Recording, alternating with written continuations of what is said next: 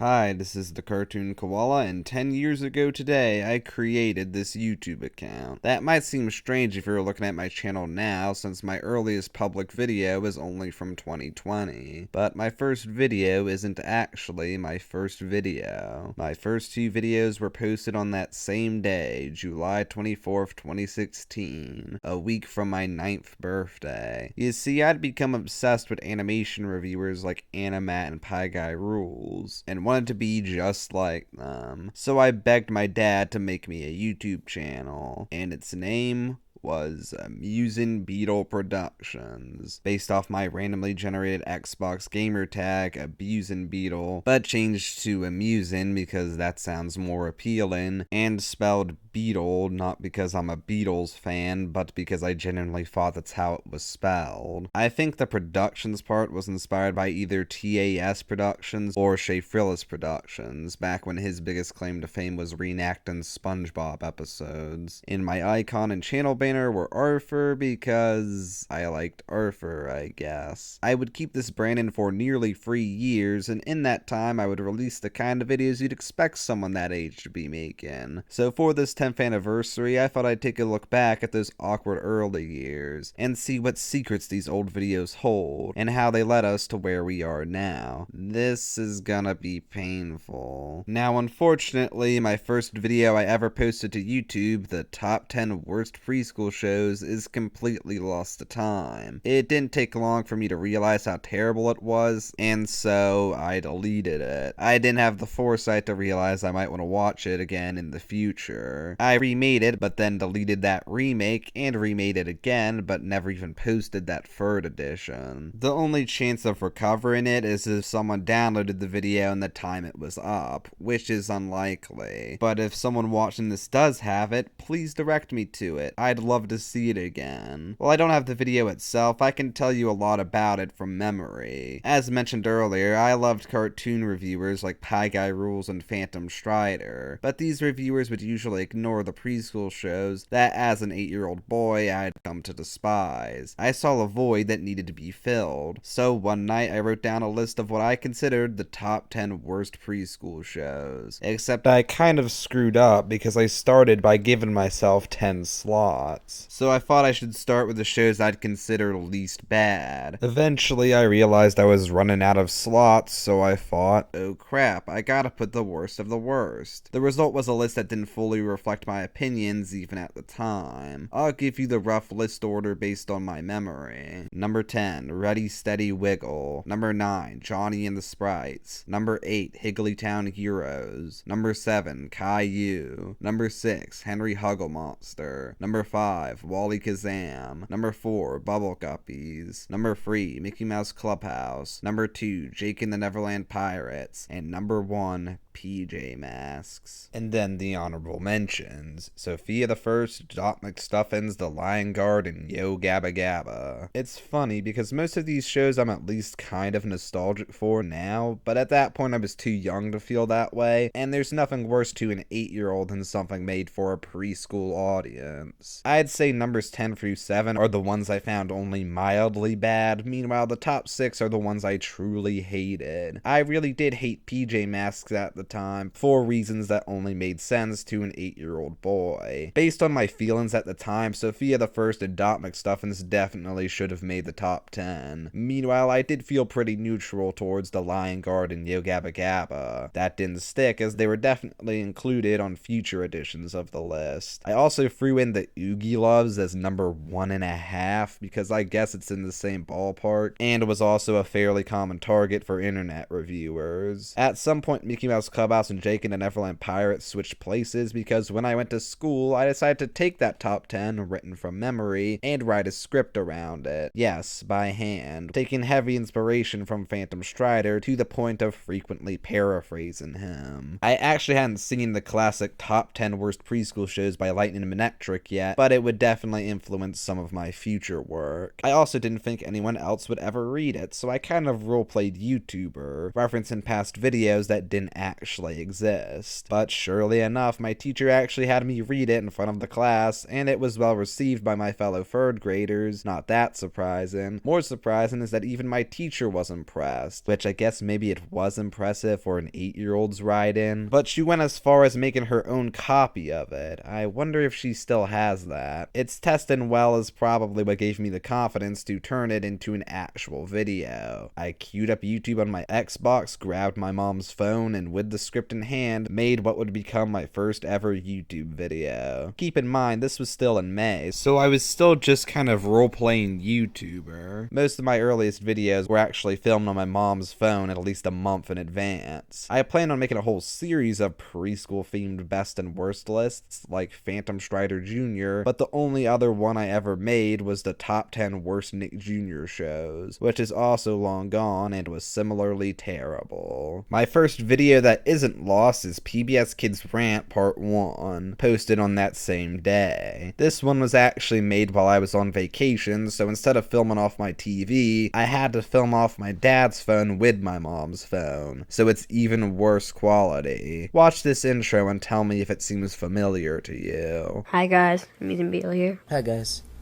Pie Guy Rules here. But now, it happened. It's so sad. Now what happened?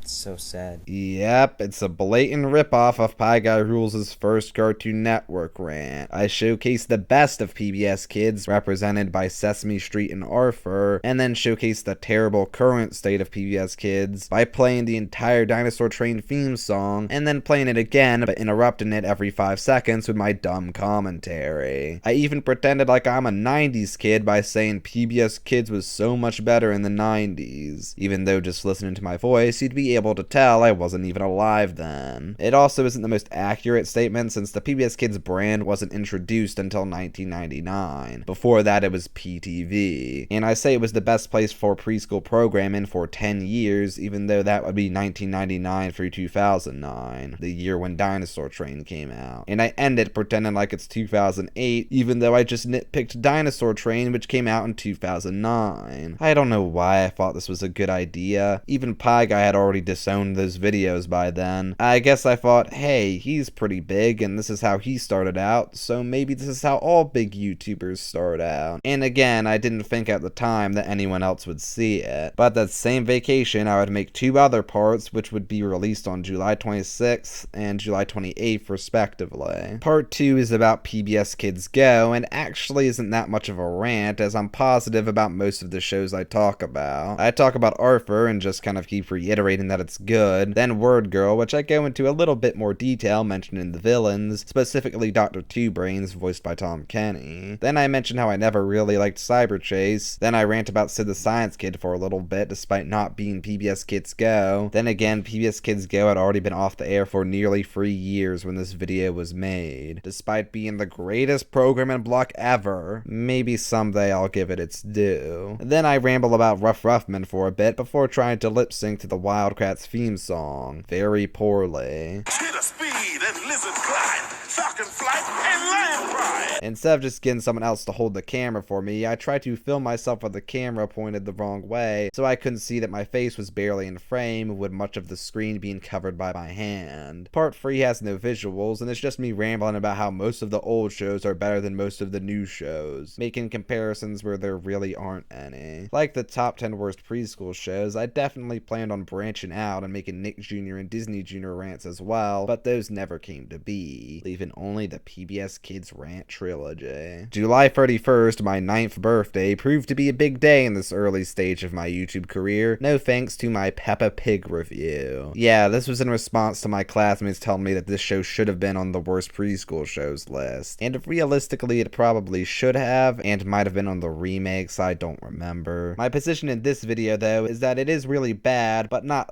that bad. A far cry from my thoughts on it 6 years later. I hate it. Terrible show. I actually still agree with most of what I say in this video, I just don't articulate it very well. I do appreciate the shout out to Sarah and Duck, that show was great back in the day. I don't appreciate that I threw shade at Peep in the Big Wide World, that show also slaps. But it's not as lazy as Peep in the Big Wide World's animation. Halfway through I switched gears from giving my general thoughts on the show to a play-by-play review review of the Golden Boot special, which I guess had aired recently, and I hype up like it's the moment you've all been waiting for. And despite my main inspirations for becoming a YouTuber being animation reviewers, we've already covered pretty much all of my review content from the Amusing Beetle era. After this, the channel would primarily be home to whatever other stupid ideas popped into me and my brother's head. Yeah, early on I think I wanted it to sort of be a variety channel that my brother and I co-owned. In the early days I was throwing anything at the wall to see what stuck.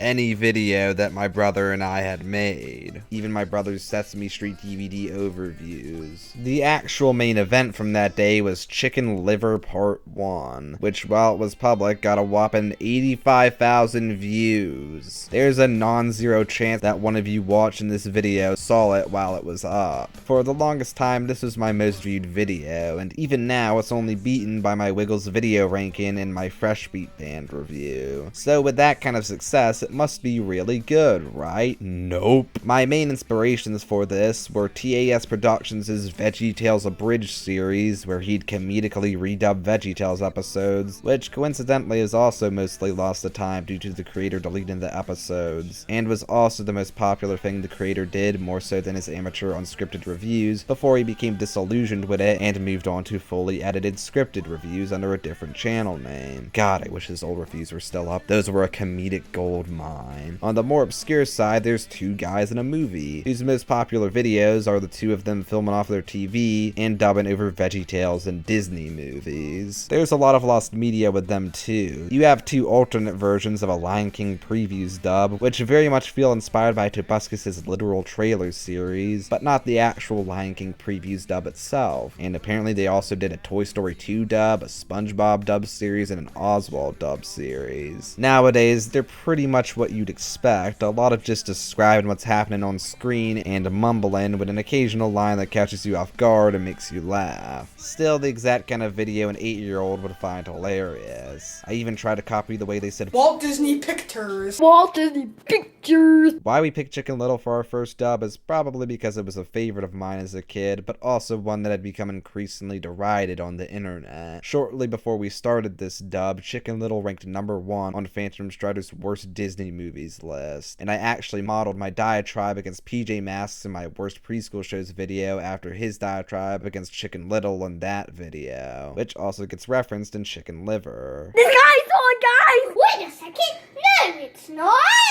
Why would an entire town actually believe that the sky was falling? Did no one just, I don't know, look up and say, oh wait, no it isn't? We also didn't cast ourselves beforehand, so you have awkward moments of us deciding who plays who on the spot. Are you gonna be the narrator? Can I be Chicken Little? Oh no! It's gonna be a little acorn! Oh yes, and who could forget the classic "it's just an acorn" running joke. I wouldn't post part 2 until August 21st, nearly a month later. I don't know why, I already had it made, but the remaining 10 parts would be released throughout the rest of August and the following month. Starting with part 2, I decided to give all the characters these quirky parody names in the descriptions, none of which are very clever. I also credit my brother as Sesame Street Fan 1401 at his request. My sister joins the cast in part 3, playing Abby and Fish. First I just credited her as my sister, but in the last 3 parts I credit her as Panda Plays, again at her request. Fun fact, part 3 was originally called Tardy Tar Tarded instead of Tardy Tar Tardy, referring to Chicken Liver and his friends as, well, retarded. But then my dad had me change it so as not to offend mentally handicapped people, which is actually kind of surprising coming from him. Part 4's title, Pretty Little Dodgeball, is a reference to the bad lit reading of High School Musical, which went platinum in my household. I remember when they showed it on Disney XD for some reason. Pretty Little Basketball! The titles in general are pretty hit or miss, but I appreciate the bluntness of "we're all gonna die" and the sarcasm of "we forgive you for nearly destroying us," as well as the description of part 6. Chicken Liver actually wins the baseball game, but sadly aliens come to destroy him, but everyone's still happy. See, I could still occasionally be funny at 9 years old. Part 2 is great because not only do we have to improvise dialogue, I have to improvise a song. It was a little sucker. Everyone really hates him. Was a recipe for disaster. I knew it ever since I saw the trailer.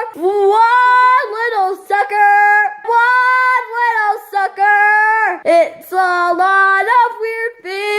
boys! The first 9 parts were filmed off a Disney Junior recording, and for some reason we decided to dub the commercials too. The last 3 parts were filmed off of Netflix because originally my brother and I completed it by ourselves while our sister was away and promptly deleted the recording. My sister was not very happy about this when she found out, so we redid them to include her. Ironically, soon after this, she became pretty much disinterested in participating in our stupid dubs. And hey, you want proof this was 2016? Here's a Trump joke. Just because Donald Trump says you should do it doesn't mean you should do it. As a 9-year-old boy, I clearly had no concept of who Donald Trump was pre-2016 election. I'm pretty sure in 2005 wasn't a president yet. Wait, but Trump wouldn't have been elected yet. Did I predict the election results? These parts would consistently get tens of thousands of views. How? This was 2016. Surely there were better things to be watching. I don't even keep the camera centered on the screen half the time. And it totally wouldn't become discouraging once I started making fully edited videos that barely cracked 100 views. With that success came a lot of subscribers. 10 to be exact. So I promptly made a 10 subscriber special. Seriously. What did I do for such a momentous occasion? I launched a brand new series called Blue's Clues Abridged. But I don't think I knew the meaning of the word abridged, since when the 2 parts are combined, it's no shorter than the actual episode. I also didn't know how to spell the word, apparently. The first part got blocked by Viacom, which is probably why we never did another, but surprisingly I kept both parts up. Unusual, since back then I'd usually delete my videos that got blocked. Maybe it's because part 2 actually got a lot of views, 21,000. I casted myself as Steve, meaning most of it is just me monologuing to myself as Steve, who I for some reason gave a New York accent and is portrayed as really hated Mrs. Pepper. I get what we were trying to do, twisting something as wholesome and innocent as Blue's Clues into something more cynical. It just isn't funny. Also, for this one and only this one, we decided to have fake sponsorship segments. Bear in the Big Blue House parody, the toilet, the monster, and me. This video somehow got 4,000 views. This is the closest thing to YouTube people I'll ever get. Are you sure about that? Again, I can see what I was trying to do with this video. In fact, I actually recycled a lot of the jokes from this for my eventual official Bear in the Big Blue House YouTube poop. My methods just weren't ideal. Weirdly, the next video was also Bear in the Big Blue House themed, being the Bear in the $1 Million House, which was meant as a pilot for a potential series, but nobody watched it. I don't know what the series would have entailed, since a plot never really starts. It's just my brother playing the part of Bear and me playing the part of Tutter, portrayed by Totoro for some reason, going back and forth about nothing. And it's all filmed at a really weird angle too. At one point we reference It's a Big Big World, saying that Snook is Bear's homicidal relative, which is a reference to another lost video where some guy reviewed free creepy kid shows. Booba, It's a Big Big World, and Yo Gabba Gabba. There's some nostalgia for me seeing my old room, but besides that, this might be the worst video so far. I spoke too soon. Next was the first and only episode of Amusing Beetle Salutes, where I would praise something that I liked. This video got barely 100 views, hence it also never became a series. This one was about Mo Willems, whose name you might not know, but you've probably read his work. A very prolific children's book author, a modern Dr. Seuss. I was 9 years old when I made this video. I had discovered Mo at a young age and developed an obsession that stuck around even after I'd grown out of the target audience. Something about his style really spoke to me. I tried to collect as many of his books as I could. I still have his plushies, even if his characters debatably don't translate very well into plush form. I had the Don't Let the Pigeon Drive the Bus board game. I had a DVD box set of Scholastic animations based on his work and voiced by him. You know, the ones with this intro.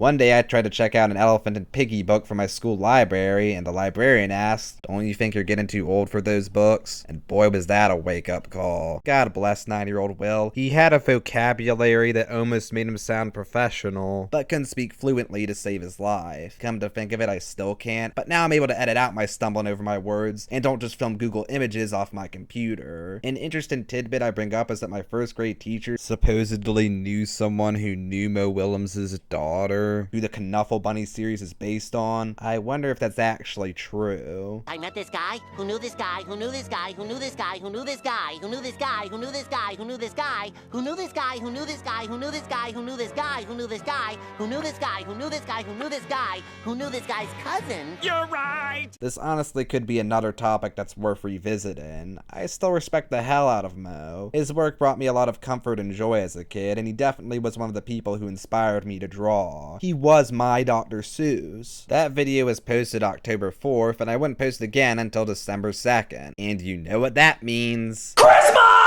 So, how did my brother and I honor the birth of our Lord and Savior? By dubbing Mickey's Twice Upon a Christmas. I'm so sorry, Jesus. We called it Mickey's Second Christmas Adventure Spectacular. Weird that we skipped to the second one. I mean, it makes sense from a comedic perspective. Hell, 2 guys in a movie dubbed a scene from it. But I'm sure it confused some people wondering where the hell Mickey's first Christmas Adventure Spectacular was. We probably planned on doing it at some point, but we never did. By this point, you can tell I'd become familiar with the real-time fan dub series, which was basically the same concept as what we were doing, just made by adults. I barely watched it because it said naughty words, but in the description of part 1, I emphasized that it's unscripted, which is something they always did. We all did not rehearse. If I had to nitpick this description, I really should have come up with something more distinct from watching our unscripted dubs instead of watching Christmas specials, like singing carols or something. Also, watching is capitalized for no reason. I think we meant to have each story comprise its own part, but probably because I wasn't verified yet and couldn't make videos over 15 minutes. Part 2 and 5 are split into 2 parts themselves. With the Huey, Dewey, and Louie story, I refer to the characters under quirky parody names. Donald Dirtbag, Cheapy the Cheapskate, the Three Stooges, and okay, that one's not even a pun. Overall, this one honestly feels like a step down from Chicken Liver and Blue's Clues Abridged. As weird as it is to say, it feels much less inspired. With those two, I can at least see what we were trying to do in terms of parody and the source material. In Chicken Liver, we played up Buck Cluck as this megalomaniacal abuser. In Blue's Clues Abridged, we made Steve a rude jerk in contrast to his kind, gentle personality in the actual show. In this one, there's a lot more of us substituting weird noises for jokes. A lot louder and more obnoxious, if that's even possible. That being said, parts 3 and 4 might be the best dubs we ever did. They're short and to the point and feel like we actually had ideas. Part 4 just kind of hits all the beats the real story does, just with our unique brand of humor, while part 3 diverts from the story by having Max become suicidal before getting a pep talk from God himself, who convinces him to go back to Goofy. And we then find out it was all part of Goofy's grand plan. This was all part of my plan. Wait a minute, you planned it? Yeah. I almost This was feel like all part of my remastering these script. old dubs to You cut see? together all You the had a best script, bits and Max. the HD footage. You see? Also, in the last part, we sing The Last Christmas by Wham, and by complete coincidence, that same Christmas, George Michael passed away. So it felt like something of an accidental tribute, except we botched the lyrics, and I also say, Stop it, Mickey. No one likes that song. so let's move on. Regardless of quality, each part garnered at least 1,000 views, except 5B because Disney blocked it. Thankfully, Disney has gotten much better about copyright since then. Not bad viewership, but still a downgrade from our previous dubs, and even that damn Baron the Igloo House parody. But when Christmas comes, the new year soon follows. And what would the new year bring for my channel? Well, I didn't post again until February 3rd with a trailer for Chicken Liver. What I did was cut together clips from the Chicken Little trailer, which I dubbed over, and inserted the corresponding clips from our dub. Again, I didn't have any editing software and was doing this entirely with my mom's phone, but the result isn't as messy as you'd expect. Mayor, or whatever his name is. God, is that a My Little Pony reference? And with the animation of Chicken Little dancing at the end, I decided to play Meghan Trainor's All About That Bass over it.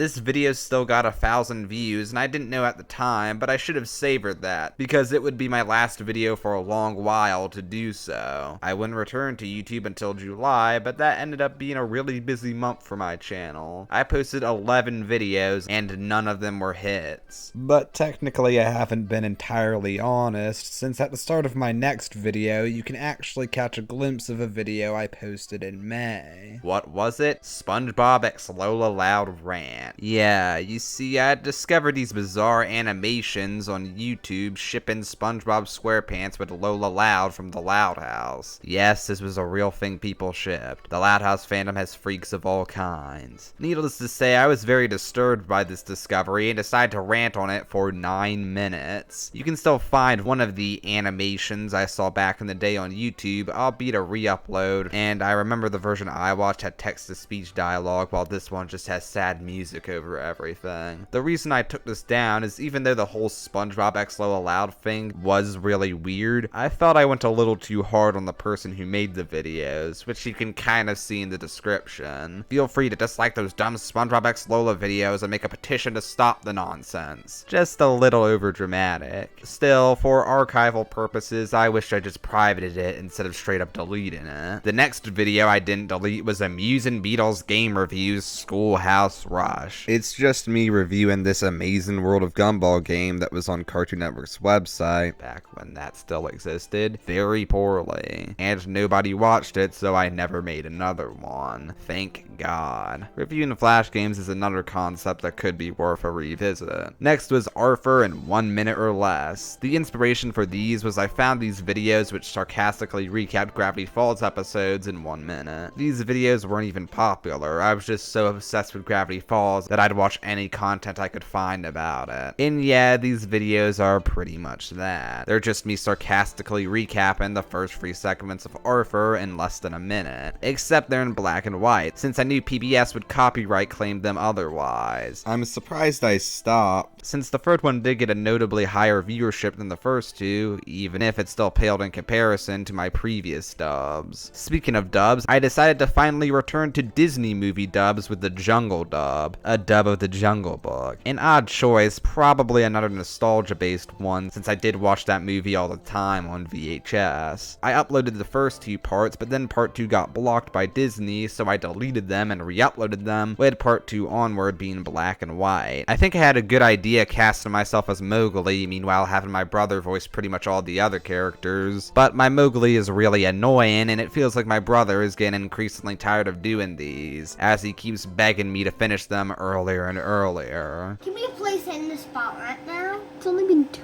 minutes. And the black and white didn't even work in the long run, as part 4 still got blocked, so we never finished it. What a way to celebrate 1 year of being on YouTube. Amidst all of this, I posted our first and only dub of Zoo, a very obscure show that aired a lot on Sprout in its final years. By this point, I must have realized that posting full uncut dubs was a bad idea, so we filmed the dubs, and then I went back and filmed it again, just cutting out all the fluff. It's still no better than the rest of them. We followed it up with a Berenstain Bears dub in a similar vein. They both got copyright claimed and nobody watched them. Really? But my copyright disclaimer was foolproof. Between Jungle dub and the Berenstain Bears dub, I released 2 Google Translate videos. Yes, I'd become familiar with those videos where people would put songs through Google Translate a bunch of times and read the results. Except I didn't realize you have to switch it back and forth each time, so the results weren't very funny. The first one is of Being Nice is Easy from Goldie and Bear, a show I really hated. It's surprising I never ranted on it as far as I remember. This one I sing to the camera, while with the second one of the Hairbrush song from VeggieTales, I guess it was too long for me to read in one take, so I just let the text-to-speech read it over a still image. No one watched them, and I never did another one. But just for fun, I present to you revised versions of these, properly put through every language option in Google Translate. Connecting with people is important. Do you know what this means? Nakuku, thank you for answering. This is a very good question. You know it's a big deal, right? I don't know. Life and health. It's good. It's not easy, but you pay a lot of money. Good. But I knew we could do it. I can't do it alone. They have so many ideas. Is it available? Kurt Cooper is very happy. Kurt Cooper is very happy. A prophecy to them. And now the hairbrush song. I met Larry a few weeks ago. Larry wanted to help me. Look at Larry. Hello, he said softly. What happened to your eye? He asked again quietly. He shook his head. Good, good. Larry shook his head in agreement with that voice. His father's voice. There are a lot of police here. Police? Are you okay? The boy asked cautiously. He was only 10 years old. Larry shook his head in agreement with that voice. Okay, honey, that's your answer. What did I do wrong? The boy asked in a strange voice. I'm going to do something. What happened to him? He asked with a smile. He asked his father if he wanted to change. He's confused. I don't know. Do you? What did I do wrong? Asked the policeman. Is everything okay? This made him very worried. What happened when Larry came back? I know. I didn't know this place was a good place, he said. It's not what they expected. Oh my god. Larry was shocked. Bob was so nice. Yeah, I forgot. But now it's different, said Larson. A customer. Nice book. Let's meet. What's in it? It sounds like trouble. Or if you don't start your own business, you could be in trouble. Some people want to work and earn good money. Larry and Betty meet. Not all things change, said Larry. Daddy's school is a good place. He lives on the beach, but Larry is a good person. Tough school. Look at his clothes. Now I know. No, it's not good. But this is not good. You know the pictures. October brought something at least a bit more interesting. Stupid time. Well, I say it's more interesting, but effectively it's the same as our dubs, just using toys instead of actual footage, and for some reason our Anthony doll is naked. It starts with us trying to parody Wiggle Time, but eventually it evolves into complete nonsense. We definitely did Yummy Yummy 2, but that one's long gone, and both these parts didn't crack 100 views. I came back again in January 2018 with my very own character elimination series. If you don't know, character elimination is a big trend, mostly in the Go Animate community, where Go Animators will take a bunch of characters and put them in a Survivor-style competition show where viewers get to vote for the eliminations. More likely inspired by object shows, which themselves were probably inspired by Total Drama. It's a whole rabbit hole I can't get into here. Except I didn't have Go Animate or editing software or even PowerPoint apparently because I made these in Word. Great. I only made 4 of these, and there's not much notable about them except that I represent myself with a picture of Kevin from Fred the Movie, because I think I wanted that to be my profile pic around the time. Probably in reference to a terrible review of the movie I did that's now lost to time. I also didn't have a strong enough viewership at the time to get a good voter turnout, so instead I'd pull my classmates on who should be eliminated. And I do the annoying thing that Go Animators do of having characters I don't like act out just so they can be eliminated. And one of them is Catboy. I still had beef with PJ Masks, and also still liked the Minions apparently. We're in the home stretch, April 8th. Wayne's Wacky Let's Plays #1, Paperboy. It's just 5 minutes of my brother and me playing Paperboy while doing the most annoying voices we possibly could. But it said to play a game! You should click on oh, you died! How did these videos get so much worse? Later that month on April 25th, we returned to the universe of dubs by dubbing 2 of the first segments of Dexter's Laboratory. An interesting choice, and we called it Fan Dub Fridays. I guess we planned on doing one every Friday, except April 25th, 2018 was a Wednesday, so I don't know why we called it that. They're somehow even less funny than any of the previous ones, and both got copyright claimed and thus were watched by no one. I'm honestly surprised I thought these ones were good enough to be uploaded. June 1st, Pam and Friends, the first episode. Also the only one. A cross-dressing dog tries to sing about being French but keeps getting interrupted. It's black and white for some reason, and at one point my brother dodges saying the word gay, which tells you the kind of environment we were raised in. Everything here is super yay. Why did you say yay instead of that word? Here we are, the final video released by Amusing Beetle Productions, uploaded September 27th, 2018. It's Rugrats Plush Adventures style. Did we at least end on a high note? Yes, actually. This is easily my favorite video I made before 2020. If I made it now, I'd edit out the flubs and pauses and add some bells and whistles, and I probably wouldn't reference fidget spinners, and I'm still a piss poor cameraman, but besides that, I wouldn't change a thing. timing. It's simple but effective, and most of the jokes hit. Tommy and Chucky are bored when Angelica enters the room with a new hairstyle and tries to teach them about style in a similar vein to a Don't Hug Me, I'm Scared episode. We even reference the Time song. Style's a tool you display on your face or wear it on your clothes. That's not very stylish. This really is. What's the style? Fidget spinners. Spin, spin, spin till your fingers are broken. Time is a tool you can put on the wall or wear it on your wrist. The past is far behind us. The future doesn't exist. Oh, what's the time? It's 9:15. Time to have a bath. What do you mean? We're already clean. Scrub, scrub, scrub till the water's brown. Then in the end, it goes kinda crazy with them having a dance party before it jump cuts to them writhing on the floor, implying they hallucinated the whole thing. It starts with an intro calling it a sub-series of Nickelodeon plush adventures, and that's because we initially wanted to do a plush series for multiple Nicktoons. We started filming a SpongeBob one, but found it boring and unfunny, and so decided to go all in on Rugrats. Except we never posted another episode.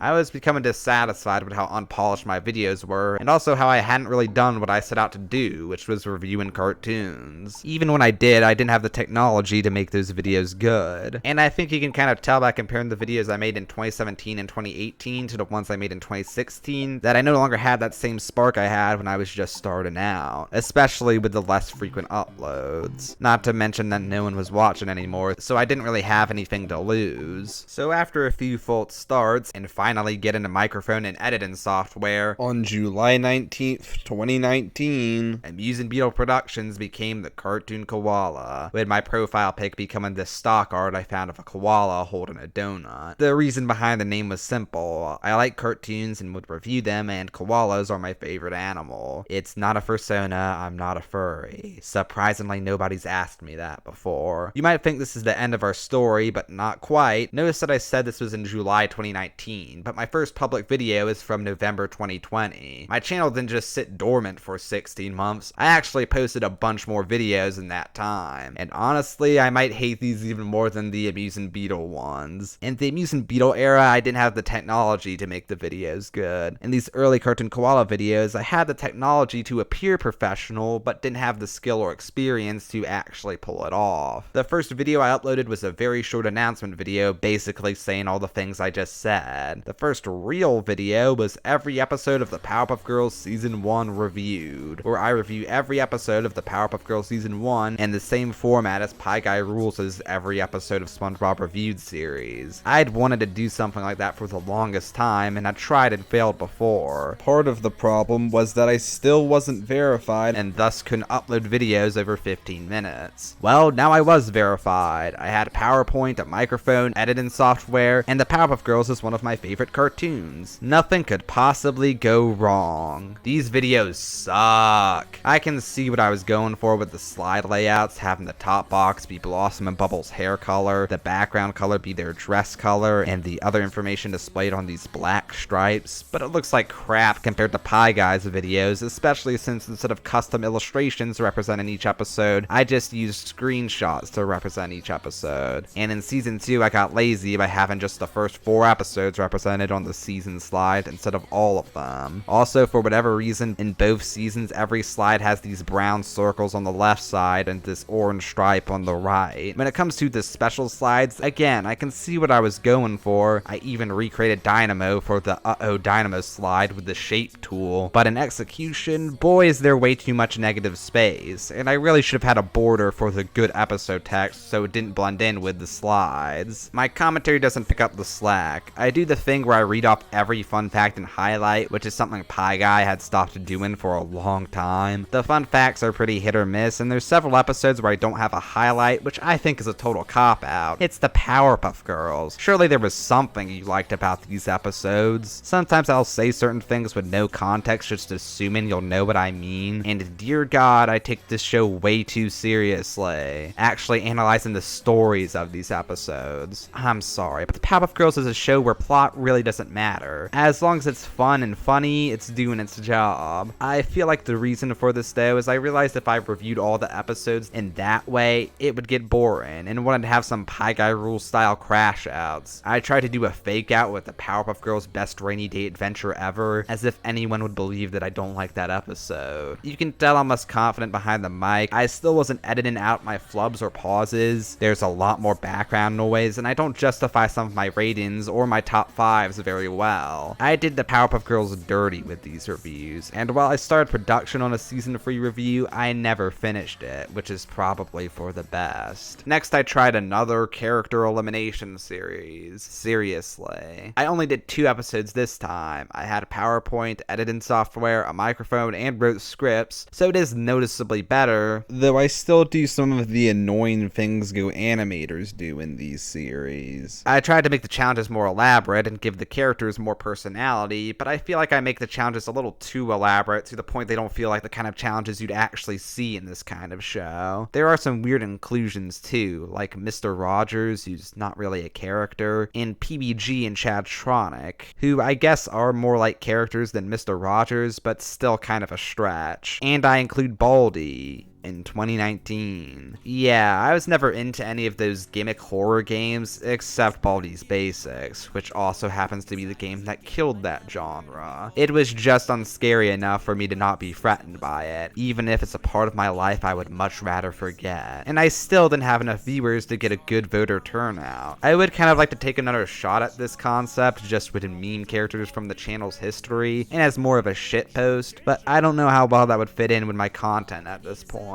I mean, it didn't even fit in back then, but my friend James really liked it, more than my reviews even. So much so that I shouted out his channel in episode 2. The next series I did was Wiggly Reviews. Yep, I was reviewing the Wiggles even back here. My brother and I plan on reviewing every Wiggles video one by one. We only got to episode 4. Originally, I wanted to do Nostalgia Critic play-by-play style, but realized the Wiggles videos don't really lend themselves well to that, since they're mostly music video compilations, so instead we just gave general thoughts, which still wasn't a great idea. Look at how short these reviews are. My brother sounds incredibly disinterested most of the time. I also call him Chris and represent him with a picture of Drake Parker for some reason. In contrast, I do think having my brother beside me made me more confident on the mic. The jokes are cheesy as hell. Much like the Powerpuff Girls, it feels like we're actively looking for things to criticize, and the visuals are way too minimalistic, mostly consistent of still images. In the first one, and only the first one, I throw in some bloopers and an outro at the end, and we also shout out a specific kid, which feels weird. Maybe if we made that a thing that in every episode we shout out a specific kid, it would feel less weird, or maybe that would be even weirder. I don't know. Next was a look back at Playhouse Disney, a 3-part retrospective on every original show from Playhouse Disney. Part 1 looks at the shows from the 90s, Part 2 at the shows from the early 2000s, and Part 3 at the shows from the second half of the 2000s. In preparation, I watched anywhere from 1 to 10 episodes of each show, picked at random, depending on what I could find and how much time I had. Nowadays, I would never review an entire show in a somewhat formal manner without watching every single episode. But this was before Disney Plus, which made things harder. I think that's ultimately the biggest problem with these videos. If you're gonna review a preschool show, you either gotta go super in-depth or super informal. Instead, I did this weird in-between that just feels wrong. I used the words huggable and lovable in tandem with each other multiple times. I would never use the word huggable to describe anything in a video now. I also have a bit of a formula with how I start the reviews, which gets repetitive, and I could do without the diss to the late great Gilbert Gottfried. I'm serious when I say he rivals Gilbert Gottfried when it comes to the most annoying cartoon bird. At one point I cry over Doug, and you can tell I'm trying really hard to emulate PBG.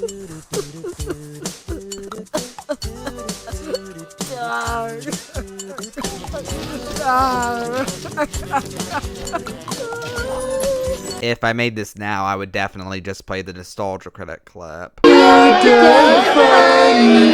You're dead funny. Believe it or not, Out of the Box is still missing free episodes, even with it being on Disney Plus nearly 7 years later. And still no Disney Plus release for Stanley, JoJo's Circus, Johnny and the Sprites, Bunnytown, or Jungle Junction. Come on, Disney. Bunnytown would be S tier on the Disney Junior tier list, by the way. In part 2, I do this really cheap thing of inserting the Morg's 5-second subscribe challenge early on to encourage people to subscribe. It didn't work. I threw in Koala Brothers despite not being a Playhouse Disney original because I'm the cartoon koala. I have to talk about the Koala Brothers. I was such a cornball back here. I do usually like to end my reviews on a somewhat sentimental note even now, but here it feels like I was trying too hard. The complex vocabulary combined with my prepubescent voice also makes these reviews come off a little bit pretentious. The animation is weird. I don't know how to explain. It's just weird. What a cop-out. How the hell did I talk about Higglytown Heroes without talking about Pizza Guy? With the first two parts, I tried to cut together the start and end of the theme songs. In part 3, I gave up and just played the end-ins. And look, even here I was still stealing from Pie Guy Rules. This show has Patchy the Pirate syndrome. This is called Patchy the Pirate syndrome. Even with all its problems, script-wise, it's an improvement over any of my previous reviews. Notably, I would recycle a number of jokes and talking points from these videos in my Disney Junior tier list video. Each part begins with a snippet from the Wiggles Playhouse Disney song with me singing along, and I meant to end the whole thing with a cover of the Imagination Movers Playhouse Disney song, but when I recorded it, it was so bad and so off that I decided to just play the original version. And I even have the Out of the Box outro song at the very end. The idea of ending a preschool block retrospective series with a song cover is something I would finally execute with my Nick Jr. miniseries. For those wondering if I would ever revisit the idea of doing a Playhouse Disney or Disney Junior retrospective series,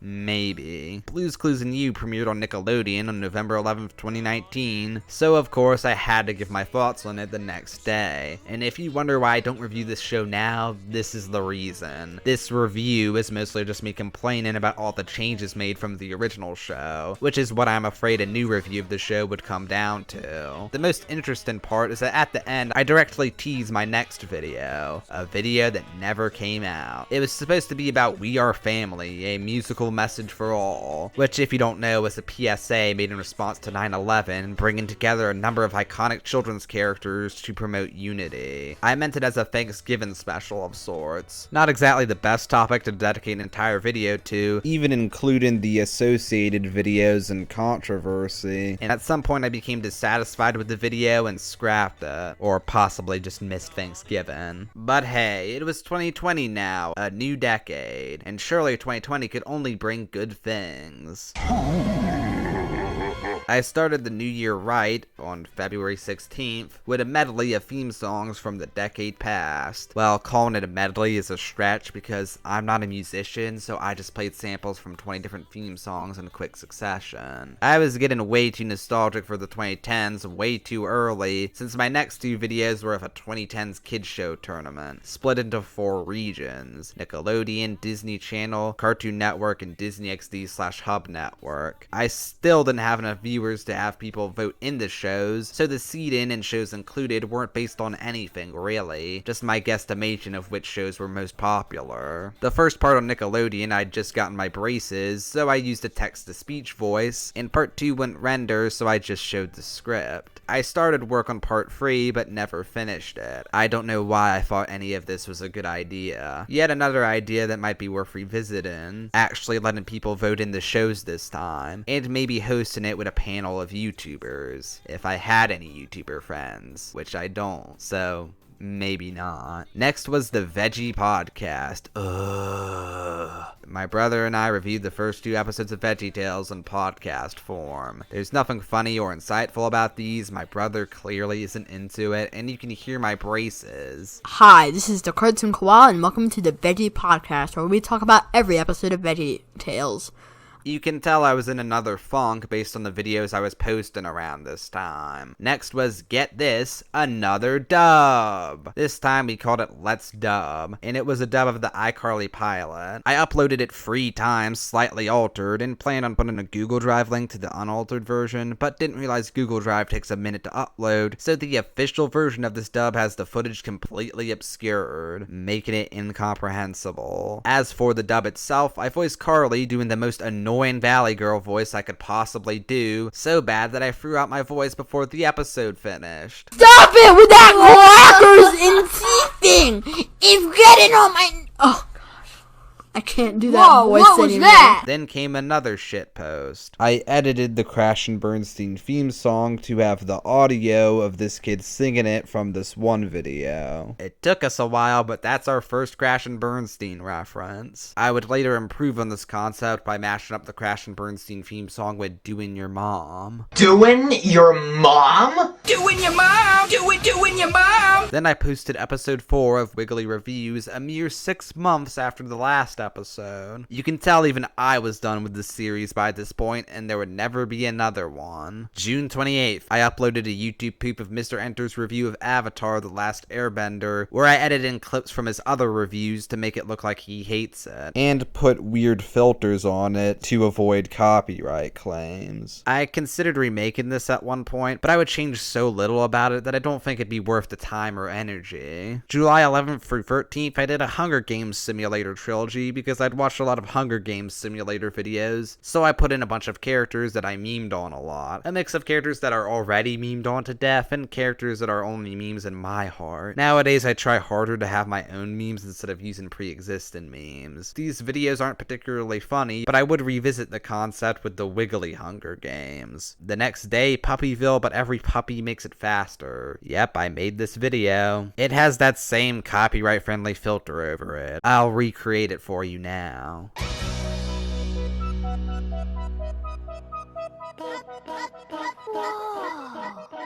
Look at all these puppies, this must be Puppyville. But with all these puppies, don't know how we ever will. Tell one from the other, it's a fine blues baby brother. Come on over, welcome to Puppyville. Sit, roll, shake a paw in Puppyville. Is it puppy A or puppy Z? Is it puppy 1 or puppy 23? How will we ever find blues brother?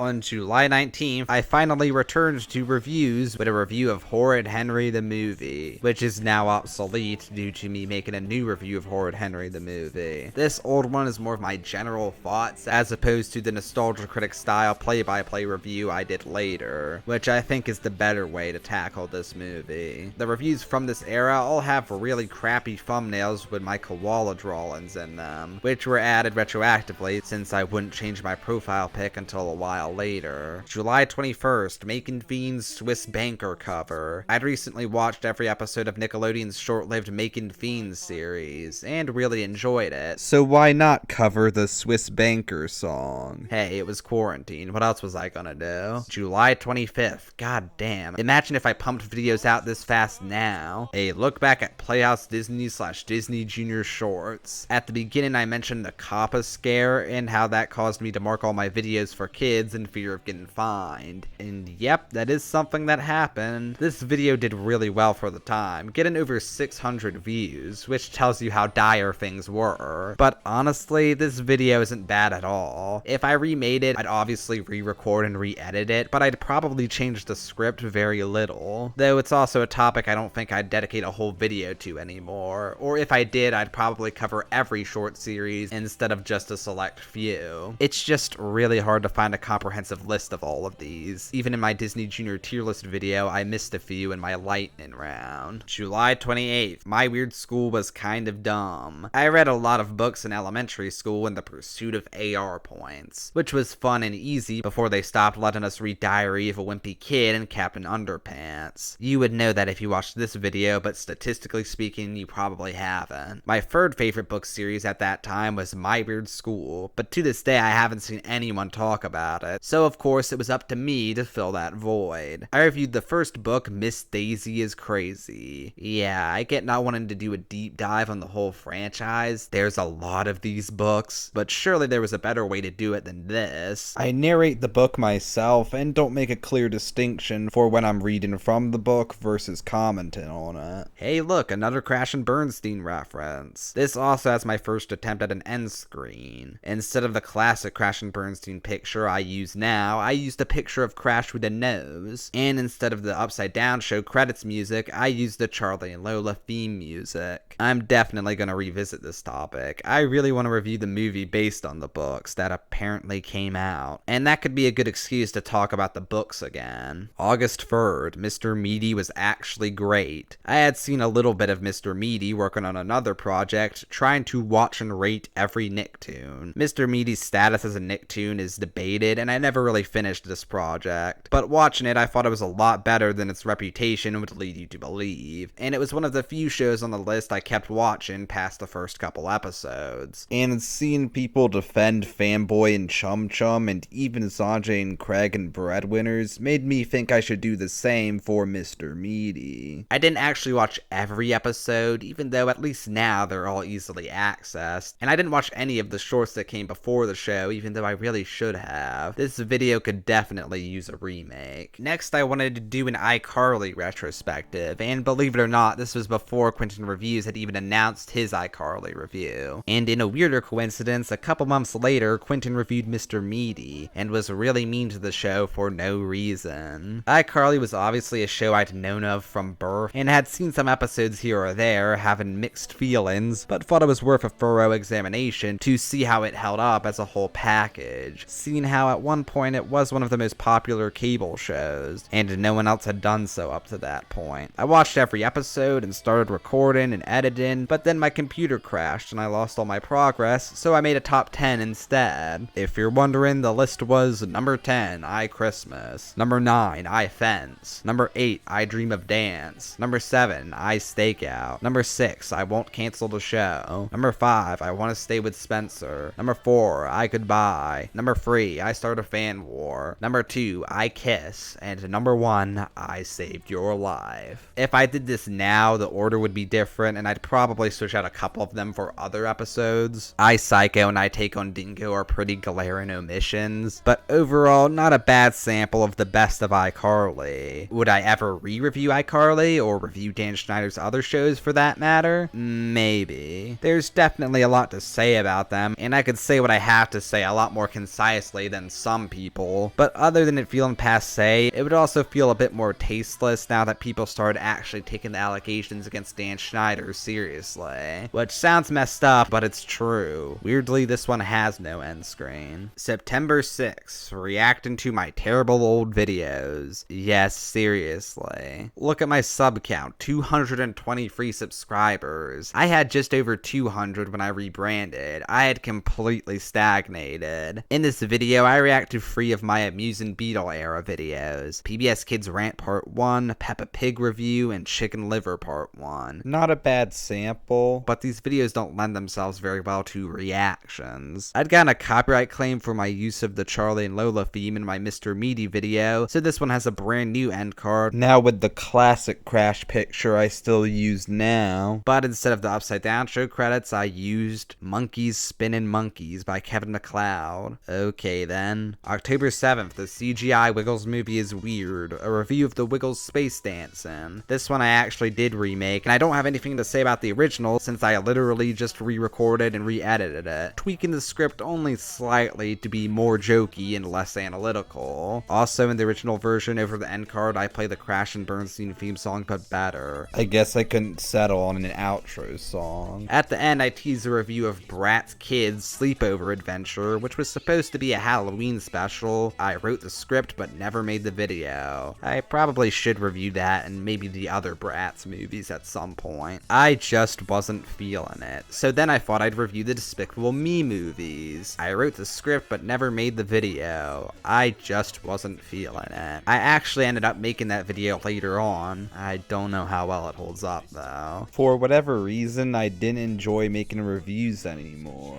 And then on that fateful day, November 5th, they showed us a video in my confirmation class which introduced me to Chris Paget. And I thought, hey, this has some good YouTube poop material. So that night I made YouTube Poop Chris Paget Loves Anime, where Chris Paget watches Cory in the house. And I really liked how it turned out, so I soon made another one. I thought maybe I could make Chris Paget a meme the same way Michael Rosen has long been a meme in the YouTube Poop community. That obviously didn't happen, but I found I really enjoyed making YouTube Poops. And for a while I thought I'd never look back. I unlisted all my reviews and from now on would only do YouTube Poops and shit posts. I got burnt out on YouTube Poops and tempted to review again. After a long hiatus with the only video in between being the Axe Rap, which I made for school, I posted weird shows you might have forgotten about. And there's something really wrong with this video and the next two review type videos I made. I used a text-to-speech voice. Yeah, I guess I was that embarrassed by my voice in my old reviews that I'd completely lost my confidence behind the mic. After writing my new and improved Horrid Henry the Movie review though, I realized that text-to-speech can't exactly deliver jokes that well, and that video was gonna be all jokes, so I needed to record it myself. And the rest is history. Except for a while I wanted the YouTube Poops and reviews to coexist. The FGTV YouTube Poops were actually supposed to be the start of a story arc. Yeah, I wanted my YouTube Poops to all be in the same universe. It was gonna continue in a Nostalgia Critic YouTube Poop, where it would end with the critic reading that his twin brother, FGTV Dad, was killed and swearing vengeance. But I couldn't pull it off, and that caused another funk. Then my brother and I started reminiscing about Super Mario Logan, and the craziest idea popped into my head, which was to review every SML video ever. Even then I knew it was far too ambitious an idea for me to pull off at that point, but I didn't feel motivated to make any other video. So I tried, and yeah, it ended in disaster. In hindsight, I'm kind of glad it did though, since those first few parts don't hold up very well. So now if I ever want to give it another shot, I can do things very differently. And that pretty much brings us to the modern era of my channel. 3,000 subscribers, nearly 700,000 views, and I couldn't be more grateful. And as bad as a lot of my old videos were, they still all contributed to me becoming the man and creator you see today. And there was some good humor, creativity, and analysis buried in those old videos. But as fun as it can be to look back at the past, it's better to look towards the future. And I hope to be creating art to be shared with the world for many years to come. I'm Will the Amusing Beetle, or the Cartoon Koala, and I hope to see you there. Bye.